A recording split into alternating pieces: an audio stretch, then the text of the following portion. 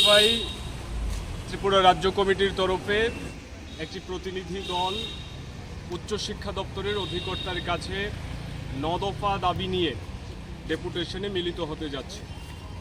গত 4 জুলাই আমরা অধিকর্তার অফিসে চিঠি দিয়ে জানিয়েছিলাম ছাত্র স্বার্থ সংশ্লিষ্ট বেশ কিছু কথা আমাদের রয়েছে, আমরা আপনার সাথে আলোচনা করতে চাই। কিন্তু আমরা দেখেছি যে একটা দীর্ঘ সময় পার হয়ে গেছে, শিক্ষা অধিকর্তার দপ্তর থেকে আমাদেরকে ডেপুটেশনের জন্য সময় দেওয়া হচ্ছিল না।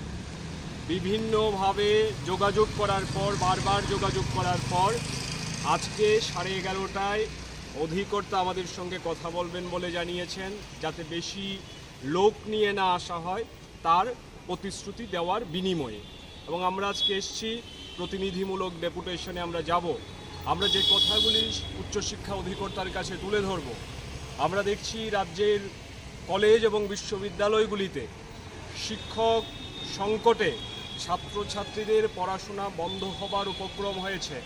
কলেজের মধ্যে শিক্ষক নেই, বিশ্ববিদ্যালয়েও শিক্ষকের অভাব রয়েছে।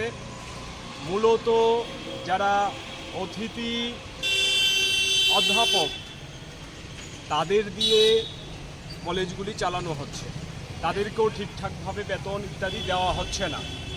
তার সঙ্গে রাজ্যের কলেজে আপনারা দেখেছেন যে দেদার ফি বাড়ানো হয়েছে, এর আমরা প্রতিবাদ করেছি। আমরা দাবি করেছিলাম এই অতিরিক্ত ফি প্রত্যাহার করতে হবে, এটা নেওয়া চলবে না। দপ্তর আমাদের কথা শুনেনি।